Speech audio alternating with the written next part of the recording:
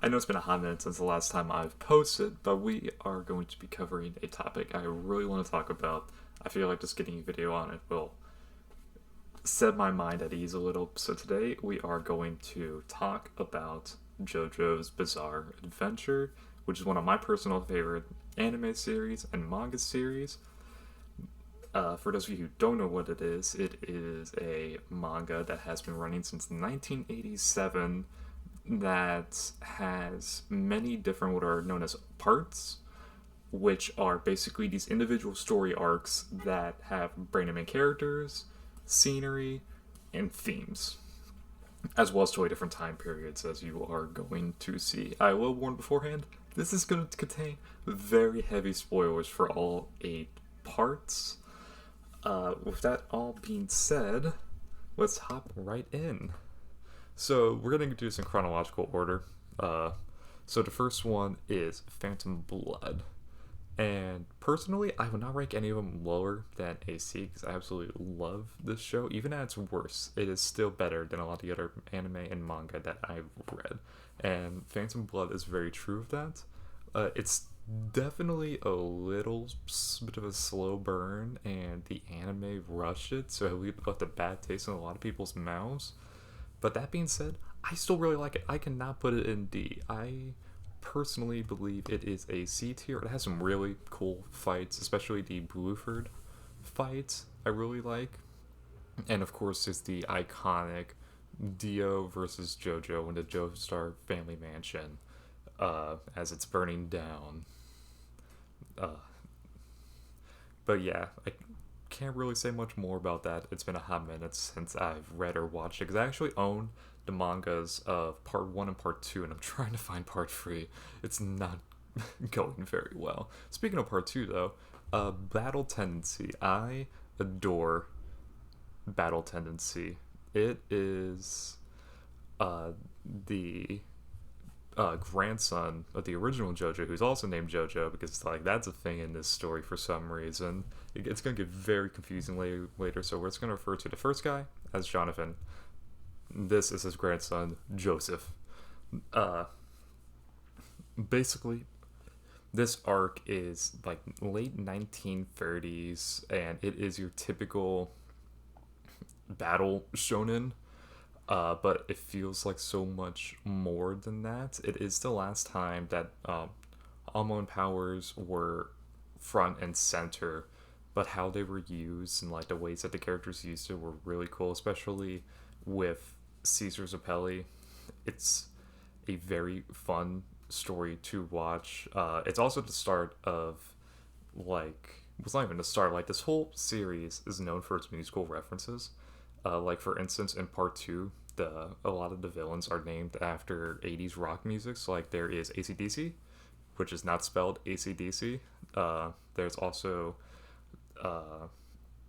Zeppeli is a connection to Led Zeppelin, and Dio is named after the music star.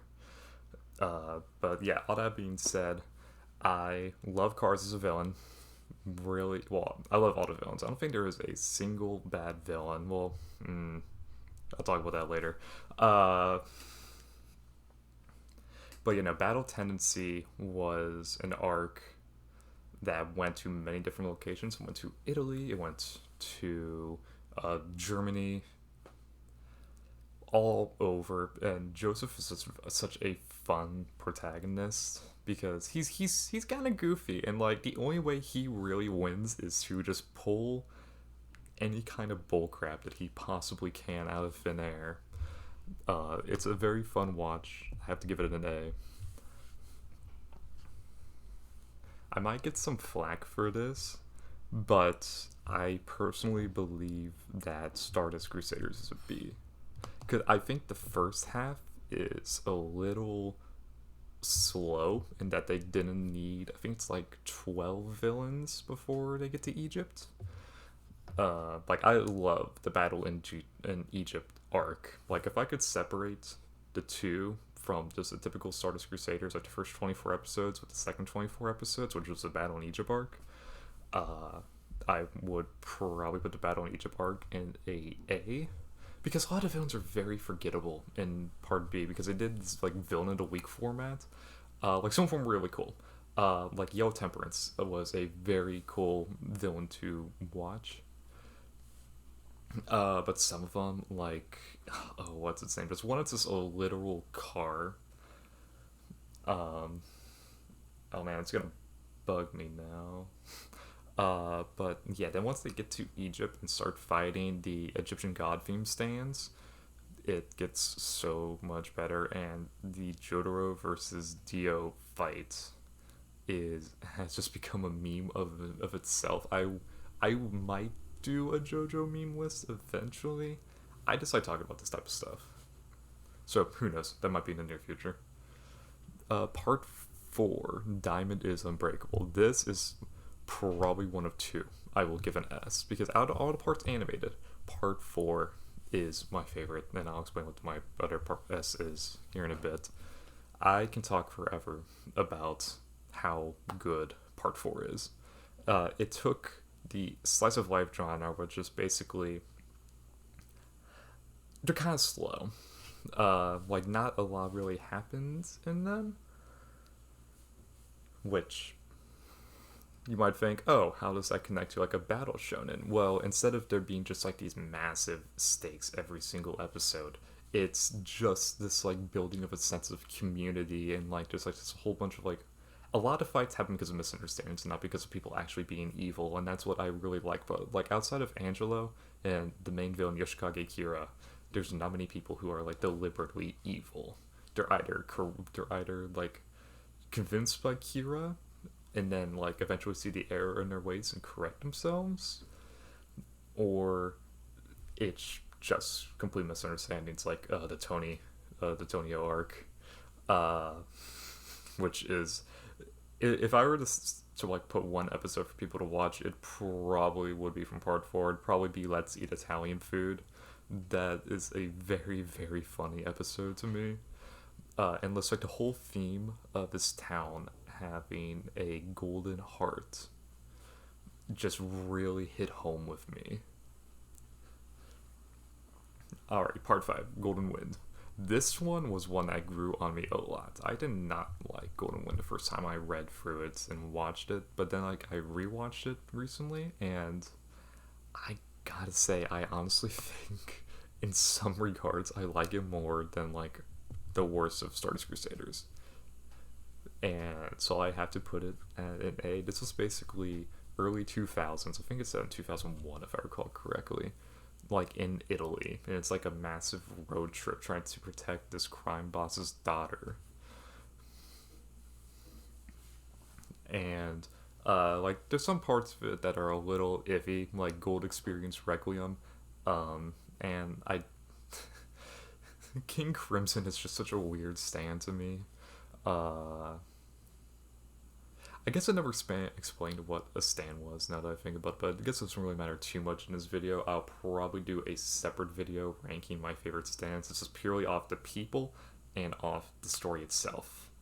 At least in like my rankings. Like, just for clarity's sake, a stand is basically the physical manifestation of somebody's fighting spirit. So basically, the stronger your will, the stronger your stand. And it can manifest in one of many ways. Like, I mean, in Part 3, Joseph returns, and like he's like an old man, and he has these vines as his stand, whereas Jotaro has this like very muscular purple dude always following him. But that's neither here nor there. I guess it's good to cover that though, because you kind of need it for Part 6, because Part 6, honestly, I gotta say it's my least favorite part. It's not even recency biased. That's just me saying what it is. Like, it's not even that it's bad.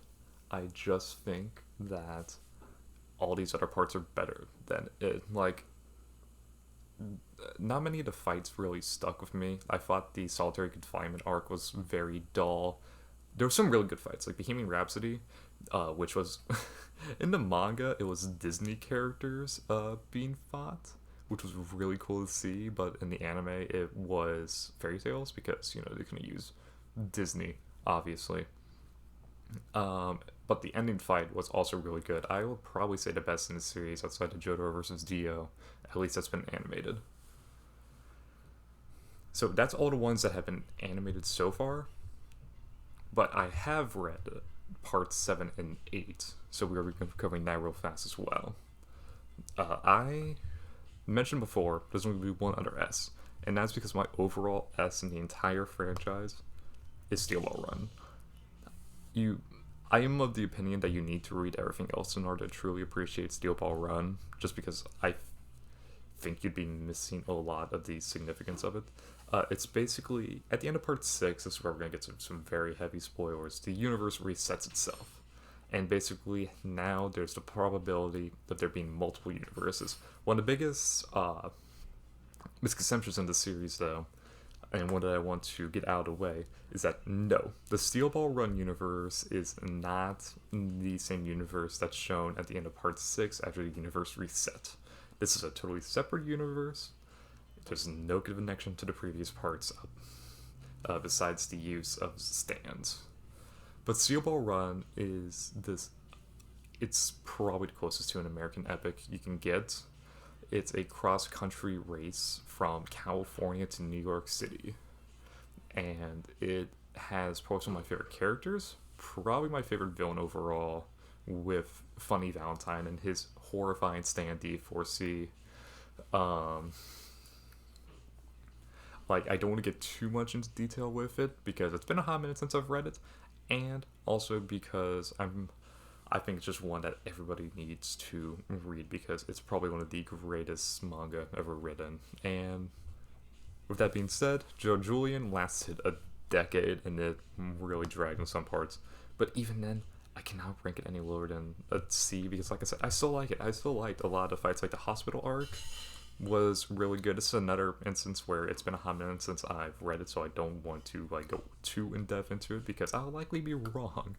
But yeah, that's just my general tier list. There's also a couple spin-offs, like this book, Kashibe Rohan, which is really good. Deals with one of the characters from part 4, named Kashibe Rohan, who is basically a self-insert for the author.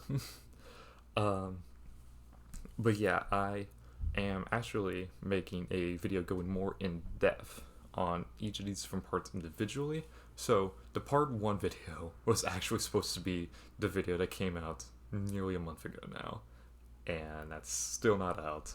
I have hardly worked on it because I just want to apologize and say I've been on winter break and I have been busy with work, so I apologize. I do not have the video out quite yet. It should be soon though, just time depending. I don't think I'm going to give myself a deadline for it because it's going to be my first bigger video, but I'm going to try to release these videos more intermediately so that you guys can still keep up to date with me. And all that being said, I would just like to thank you guys for watching. Be sure to like and subscribe so that you can get more good content coming your way, hopefully here really soon. With all that being said, I hope you guys have a great rest of your day. Peace out.